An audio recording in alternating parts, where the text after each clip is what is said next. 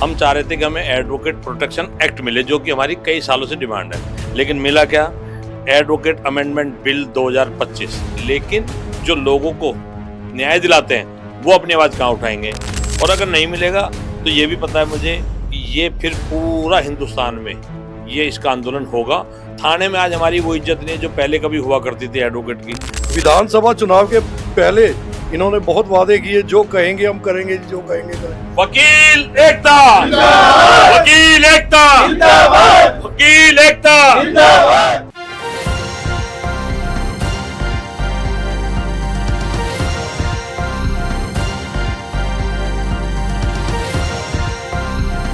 आप देख रहे हैं न्यूज़ वन प्लस, हर वक्त हर खबर। नमस्कार, मैं मोनिका और आप सभी का स्वागत है न्यूज़ वन प्लस में। सत्य, साहस और सेवा के साथ सिर्फ सच। अभी विधानसभा चुनाव गए ही थे। भाजपा की सरकार दिल्ली में बनने जा रही है। सीएम का चेहरा कभी भी अनाउंस हो सकता है, लेकिन अभी इस वक्त हम मौजूद है साकेत डिस्ट्रिक्ट कोर्ट में, जहां पर अमेंडमेंट बिल को लेके कई चेंजेस देखने को मिले हैं। यहाँ जितने भी वकील हैं सब धरना प्रदर्शन कर रहे हैं। इन्हीं से जानेंगे क्या मुद्दे हैं, क्यों प्रदर्शन क्यों हो रहा है, इतना धरना प्रदर्शन क्यों किया जा रहा है। हमारे साथ एक्स सेक्रेटरी यहाँ के मौजूद है धीर सिंह कसाना जी, इनसे बात करेंगे। सर, आपका बहुत बहुत स्वागत है हमारे चैनल में। धरना प्रदर्शन यहाँ क्यों हो रहा है, किस वजह से हो रहा है? देखिए, ऐसा है, हमें मोदी जी की गारंटी पे विश्वास था। हम चाह रहे थे कि हमें एडवोकेट प्रोटेक्शन एक्ट मिले, जो कि हमारी कई सालों से डिमांड है, लेकिन मिला क्या? एडवोकेट अमेंडमेंट बिल 2025, जिसमें कि हमारे खिलाफ इतनी बातें हैं कि हम अगर हमारे साथ कहीं भी कोई गलत काम होगा कहीं भी, तो हम विरोध कैसे करेंगे? या तो एब्सटेंट फ्रॉम वर्क होगा या स्ट्राइक होगी। तो सेक्शन 35A जो है वो सबसे पहले वो सारे अधिकार हमसे छीन रहा है। एक मजदूर मिल में काम करता है, वो अपने अधिकारों के लिए हड़ताल कर सकते हैं। एक आम आदमी हड़ताल कर सकता है। एक डॉक्टर, कहीं कुछ डॉक्टर के साथ हो जाता है तो आए दिन हम देखते हैं डॉक्टर हड़ताल कर देते हैं। लेकिन जो लोगों को न्याय दिलाते हैं वो अपनी आवाज़ कहाँ उठाएंगे? तो हमारा सरकार से यही पुरजोर विरोध हम इसी चीज़ का कर रहे हैं कि ये एक्ट में बदलाव होना चाहिए, और हम करा के रहेंगे, चाहे इसके लिए हमें किसी भी हद तक जाना पड़े। सर, आज दूसरा दिन है हड़ताल करते हुए, क्या बदलाव देखने को मिले हैं? देखिए, हमारी इंटरनल आज बात जो है किसी अथॉरिटी से चल रही है, क्योंकि मेरी कल कोऑर्डिनेटिंग कमेटी के जो चेयरमैन है जगदीप वत्स, उनकी कल मीटिंग थी बार काउंसिल ऑफ इंडिया के ऑफिस में, जो शाम को 5 बजे से 7 बजे तक चली है। उसमें कोई ना कोई निष्कर्ष आ जाने की उम्मीद हमें है कि सरकार की तरफ से हमें कोई आश्वासन मिलेगा। और अगर नहीं मिलेगा तो ये भी पता है मुझे कि ये फिर पूरा हिंदुस्तान में ये इसका आंदोलन होगा, और हम इसका जो है ज़बरदस्त समर्थन करेंगे उस आंदोलन का, कि हम जितना कर सकते हैं हम करें। क्या मुद्दे रहेंगे जो आप बदलाव के लिए चाहते हैं? क्या मुद्दे रहेंगे? हमारा मुद्दा ये रहे, सबसे पहले ये कि हमें एडवोकेट प्रोटेक्शन एक्ट मिलना चाहिए।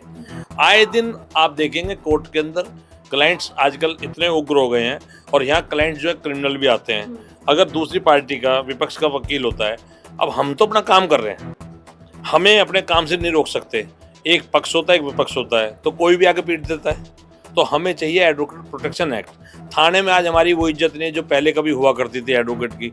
आप जाएंगे, रीडर बैठा है, रीडर कहता है इधर बैठ जाओ, आड़े न होले। ये क्या लैंग्वेज है भाई? हम आपसे इतनी तमीज़ से बात करते हैं, हवलदार साहब कहते हैं, सब इंस्पेक्टर साहब कहते हैं, SHO साहब कहते हैं, हमें वो इज्जत मिलनी चाहिए।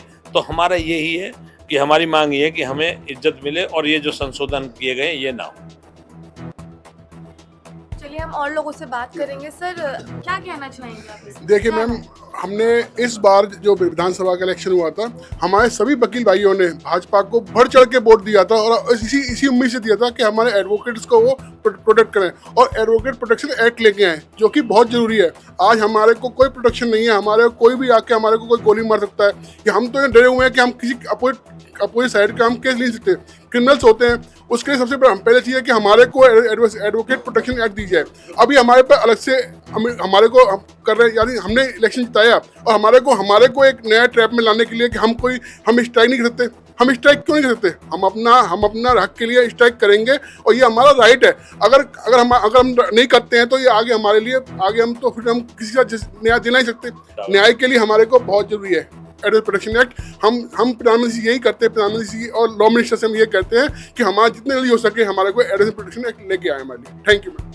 सर, आप क्या कहना चाहेंगे? मैं तो सिर्फ ये कहूँगा कि एडवोकेट प्रोटेक्शन एक्ट जो है, ये इसके बारे में गवर्नमेंट का बिल्कुल ध्यान नहीं है, ये होना चाहिए।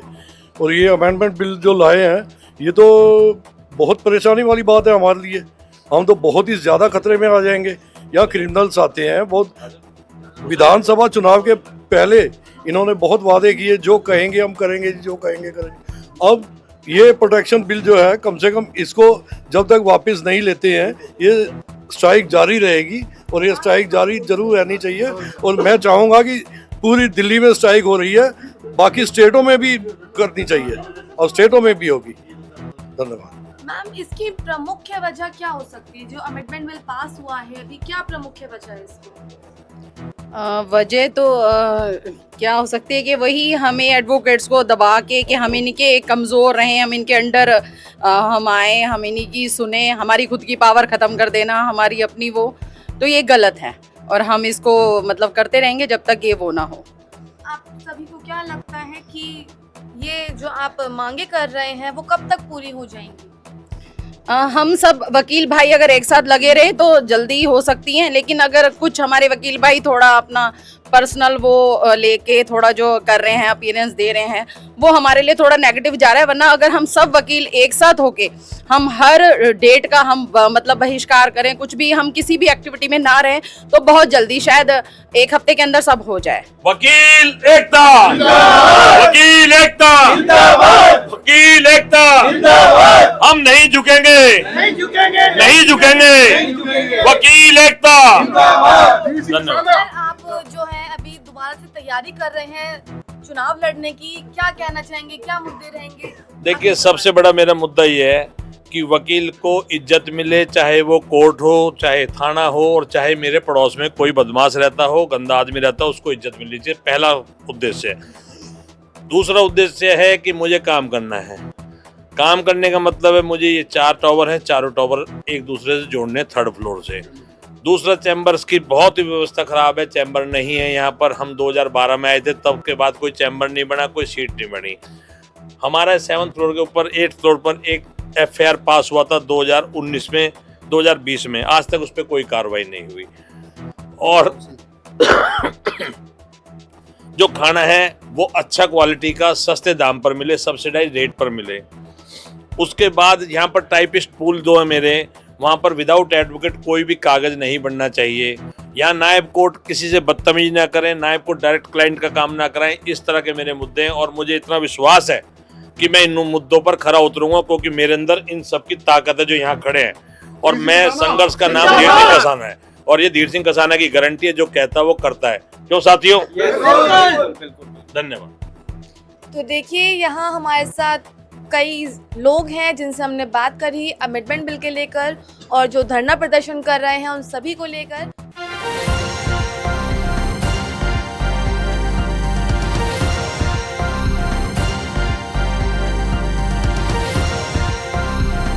आप देख रहे हैं News One Plus, हर वक्त हर खबर।